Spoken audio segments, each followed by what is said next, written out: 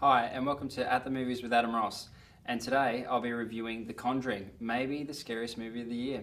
Now, The Conjuring is a really good horror film, and that is an oxymoron normally. Normally, horror movies suck, and don't get me wrong, I love the genre, but honestly, even if you're a big horror fan, go into the video store, go to the horror section, and have a look. And I tell you what, like, one good film, 10 shit ones. One good film, 10 shit ones. For every good horror film that comes out, there's 3 crappy sequels that follow it, or a prequel, or, Halloween H2O, or Jason X, Jason in Space, So to have an actually legitimately good film that is also a horror film is pretty rare, and that's what The Conjuring is, because The Conjuring has got great technical credits and it's well directed and it understands horror staples really well, but it's also got an involving story and some good acting in it as well. Now, The Conjuring follows the Perron family, and when they move into their new home, they think that they've found the perfect house, but unfortunately it's already got a tenant, which is a malicious, scary as shit ghost. And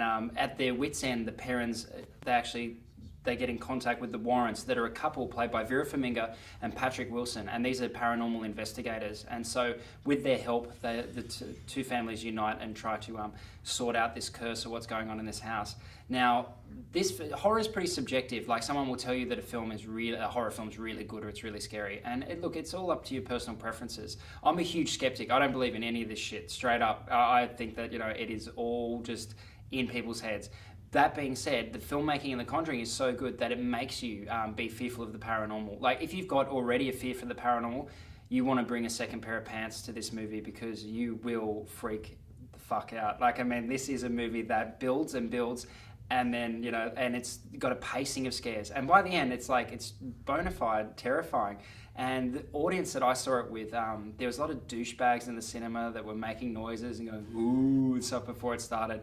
And I thought, here we go, this is going to suck. But about 10 minutes in, even these, most boisterous of cinema goers, they just shut up completely because they were too scared. So that's, a testament to how good this film is. It's directed by James Wan, an Australian director. And look, I haven't cared for anything he's done in the past. I even think that the first Saw was a shit movie, and I hate the sequels. And I thought Insidious was weak, and I thought Death Sentence was bad, and I thought that Dead Silence was awful. So I really went into this film apprehensive, because I thought, I haven't liked a single movie that this guy's made. I understand that he's in love with horror, but his tap dancing red demon in Insidious made me laugh out loud. I thought it was really bad. But he throws this back to the movies of the 70s, like The Exorcist, like The Omen, and he actually shoots this movie. Almost a lot of the scenes are voyeuristic, and you feel like you're the entity watching this family.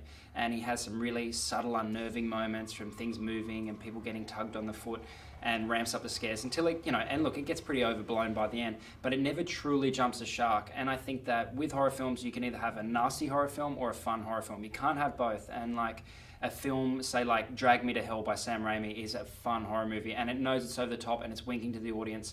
But a nasty horror film, something recently like Maniac starring Elijah Wood, is playing for keeps. It's just a nasty bit of work. And this film is pretty nasty in its tone, and it never tries to make it goofy or funny, and never tries to make you wink to the audience. And I think that that's why this movie is so effective, because it's scary the whole way through. And it's also hugely helped by its great actors. Vera Farmiga gives a really good performance in this, and the reason why you're scared most of the time is because of her reactions to things. Patrick Wilson's good as well. So look, if you're in for you want just a good jump in the middle of the night scare, go and check out The Conjuring. Don't see it by yourself. Don't park too far from the cinema, because you'll probably freak out on the way to your car. But look, so far the horror film to beat this year, 4 stars.